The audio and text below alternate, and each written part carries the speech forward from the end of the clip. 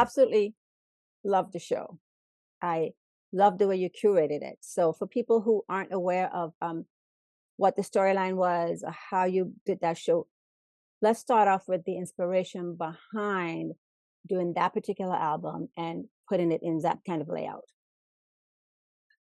Well, I decided to start seeing my music director, Stephen Applegate, in October of 2021. And we had worked together in 2012, from 2009 to 2012, 13, right around there. And then I had done some shows and, where I was hired to be in a show in a couple of venues. And I strayed away a little bit from cabaret. I still did showcases and I still did the occasional nightclub, but mostly I was on my own. And my boyfriend at the time, we moved to Idaho even. So I was pretty far removed. But in 2019, I broke up with him and the pandemic happened shortly thereafter. So just as we were trying to get back on our feet from the pandemic, I decided to start seeing my music director. And I hadn't sung in a while, and I sang, and it was so blissful.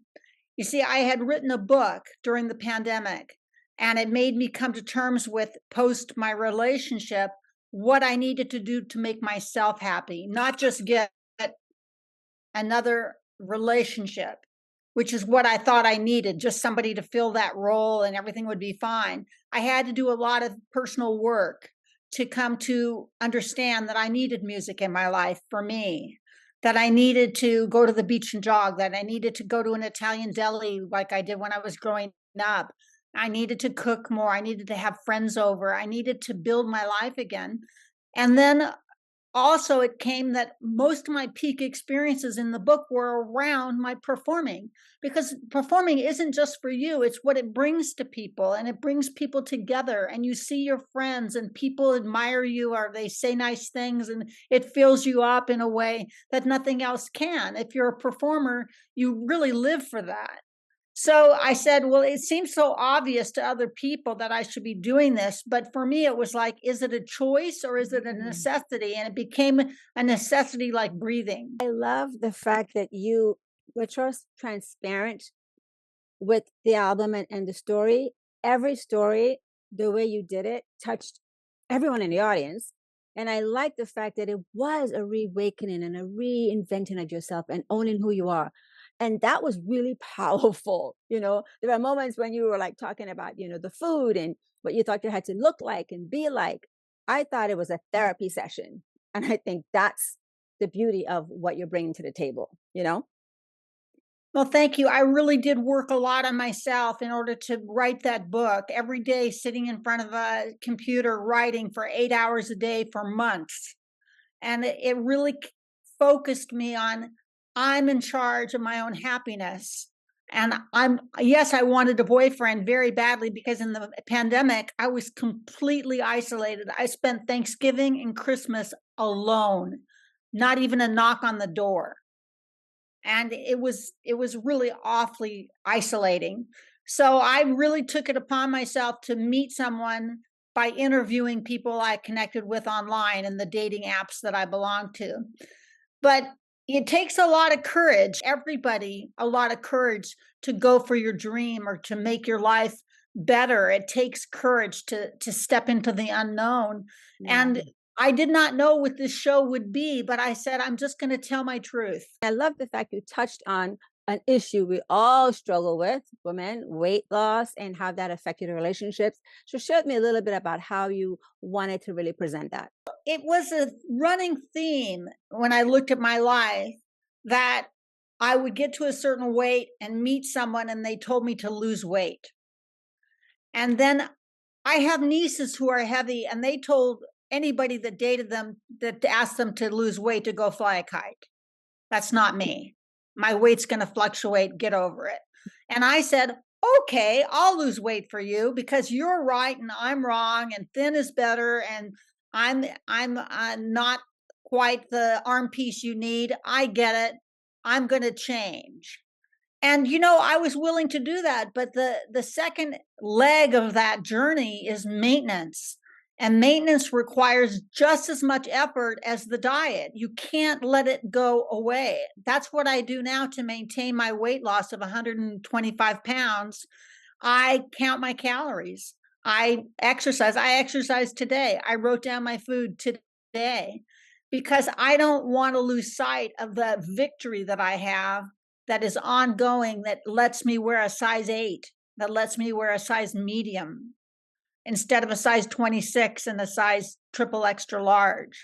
You know, when you said that on stage, I was floored. I'm like, wait, that's not possible. She looks amazing and she looks great. There's no way she were the sizes you were saying. So, you know, it was like, wait, really? But I just love that it was so personal. And, you know, yeah, there's a lot of artists out there that perform and they're all wonderful, you know, most of the time. But sometimes there's that thread of personal connection that I felt was the strongest from your performances. Well, thank you. I really wanted people to know how it felt to be that isolated in society, because I was a freak. At 287, I could barely find clothes to fit me. My knees hurt, my hips hurt. When was I going to have pre-diabetes? When was I going to have heart failure? Because I had already had a stroke at age 33 and I lost the hearing in my right ear due to nerve damage. And I said, this obesity is going to take its toll. I've got to do something about it. And I think that awakening to owning it from a health point of view was more important than maybe I'll meet a better guy if I do it. It was urgent for me to take care of my health. You know, I like that. And yeah, you know, and I all agree with body positivity. I think that's important. But I think the challenge for me when I see those images, the women that are promoting that, they're not really going to the fact of letting people know I want to be healthy first. I want to Right. be healthy first. Doesn't matter then what happens or how I shape or how I look, but if I'm healthy first, I'm happy. They leave all that out completely, you know. I agree. And but you got to put that health in. You have to let people know, hey, I might be like this, I'm body positive, but here's the things I do to maintain my health. And that's, I think, is my little bit of confusion with that whole system of doing that because we I have agree. children watching them and they're thinking, well, it's okay, I'll eat 100 shakes. Well, no, you're not going to do that because somebody's out there saying, hey, it's okay. We're not saying don't promote who you are. Love yourself, right? But But you have a message, you know? that's what I wanted people to get, because what I understood was that as a performer and as a feeling person and an empathetic person, I wanted to perform and lift people's spirits and help. This is exactly the words I use for myself: help relieve suffering. But as an overweight performer, I said, Gina, you need to relieve your own suffering. That's what you need to do. That will be the greater gift. And so I worked on myself. I dieted, exercised. I followed spiritual programs. I worked on myself. I wrote. I did all of these things, including therapy, including nutraceuticals and body positive things like massage and acupuncture. I did all those things to get in touch with my body and to let the weight go, let it leave. Yeah. Because it's not enough to get the gastric bypass or get liposuction. You have to have discipline in your life. You have to have focus, and the context is health, but the daily life is choosing the right things to do, choosing the right foods, choosing the right activities, getting enough sleep, getting the right vitamins. I do bioidentical hormones. I do these things to add to my own well-being and relieve my own suffering, because I never want to be 287 again. I think what you presented in your show is combining mind, body, and spirit. And I think that you started treating your body as a temple. You started honoring that. And I love that that message is so strong because this is our temple. If we don't love this the way we need to love it for ourselves, not someone else. So I really love that that is such a powerful journey through the, you know, album. And it's wonderful to listen to it, but then subconsciously thinking, yeah, wow, I get that. She's really loving herself, her temple, you know? So I think that's Thank great. you. I I really, I know this may sound a little conceited, but I see myself as a walking work of art. I contoured my body surgically. I contoured my body. I exercised my body. I consider it twofold. The head up is the jockey. The neck down is the horse or the animal, and the animal wants to be exercised. And Yeah. it's, you have to work on the jockey, because the better the jockey, the better the animal. And Mm. you have to respect your animal needs. You wouldn't feed your horse, your racehorse, your stunning champion Doritos and bean dip every day. But that's what I fed myself. I was out of touch at I my love top it. weight. You had a story for each song, like the one, for your mom, which was My Romance. I really enjoyed that. It brought back so many memories of my own mom. You know what I mean? Just the love that you feel for a parent. And there's just all these amazing songs.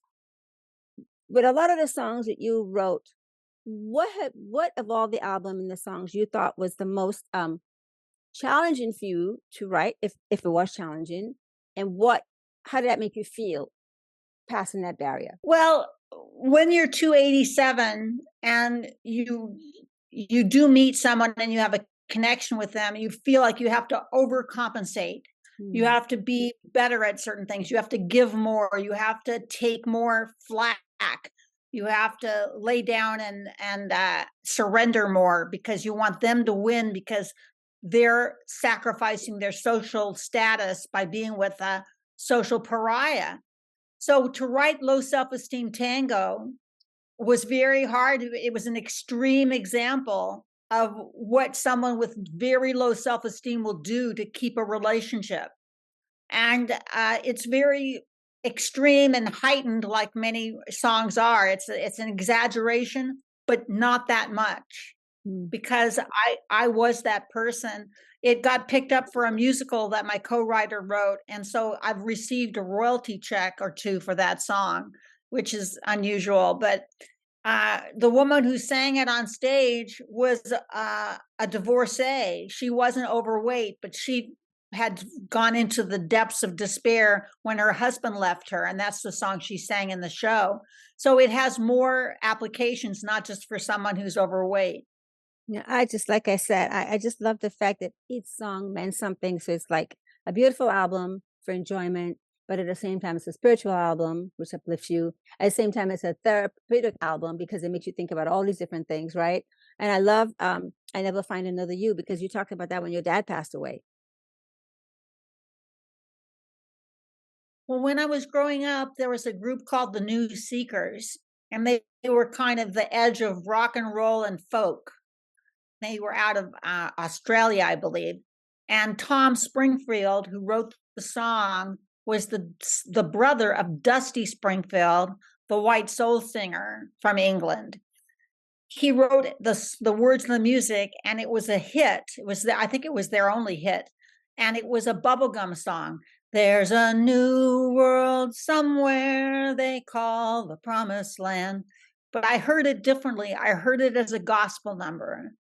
There's a new world somewhere they call the promised land. And it's more soulful that way. It's the exact same lyric, but it comes a lot differently. And it meant so much to me because it was such a favorite song of mine as a child.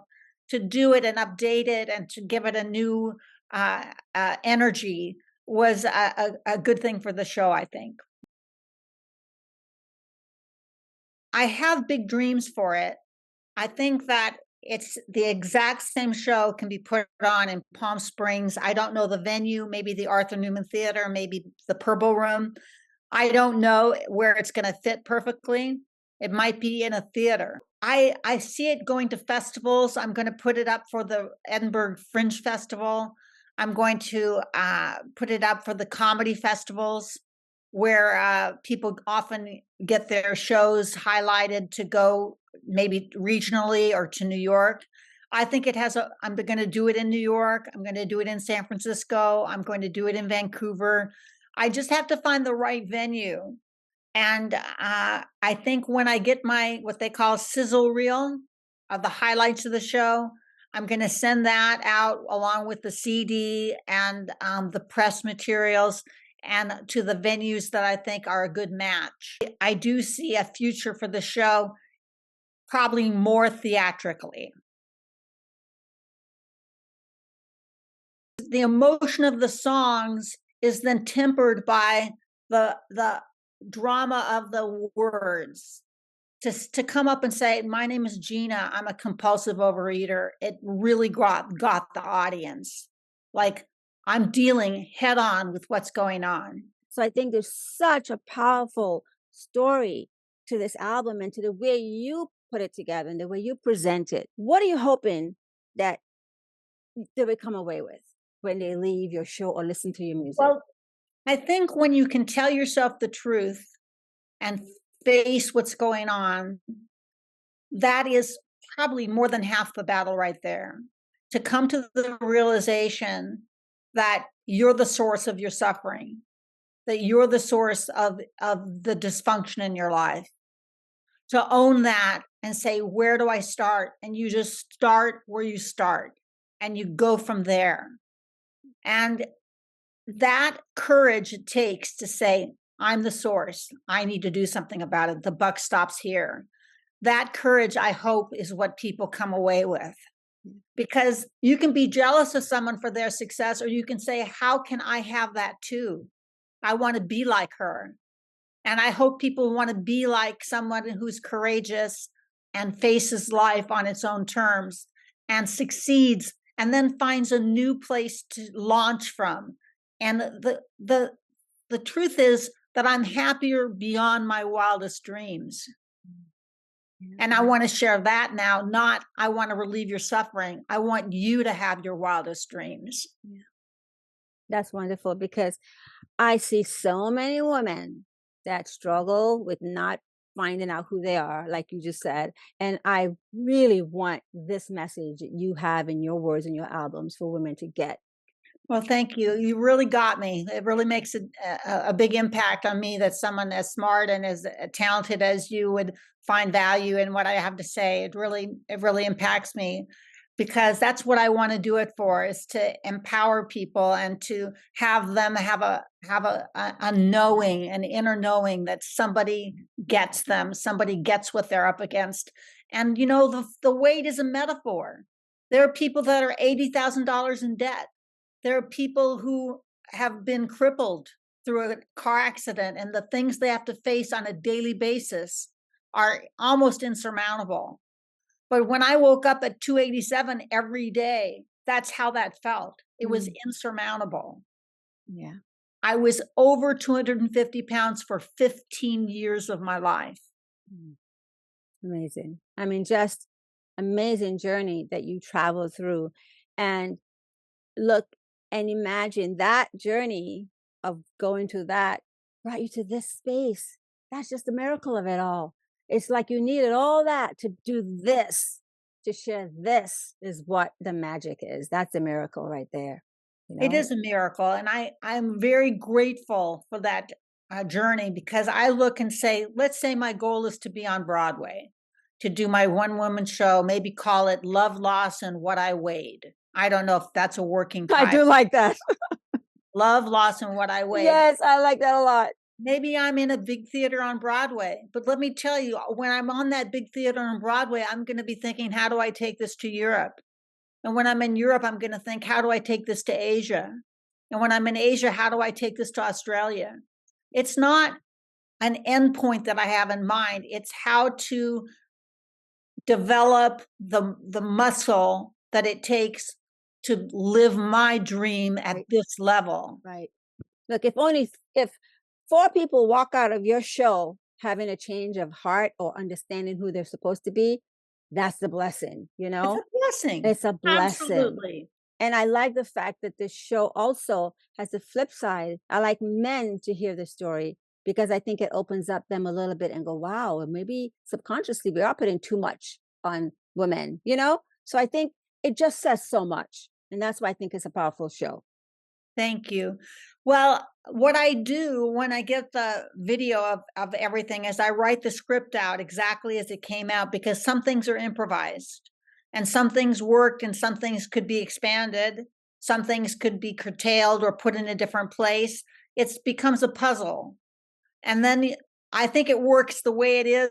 I'm not going to mess with it a lot, but what I do is I write down and I see where I got my laughs. I see what the introduction did to the song, how I came out of the song, how the song went for me.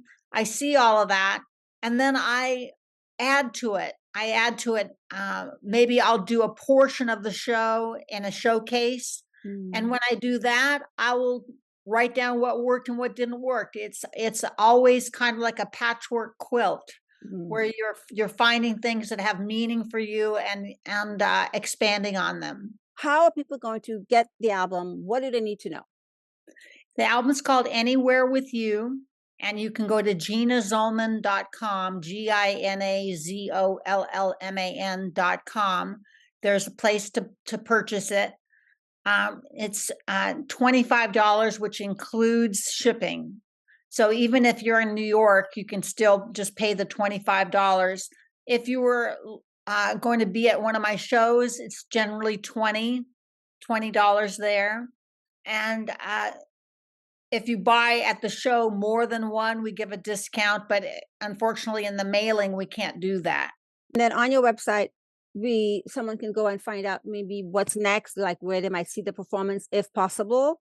Yes, I'll be showing my performances, and there will be press clippings of reviews and photos from the recent show as well. Right. And my biography and my resume are on there as well. And a calendar on there that we can calendar what's coming. Okay, great. Yeah.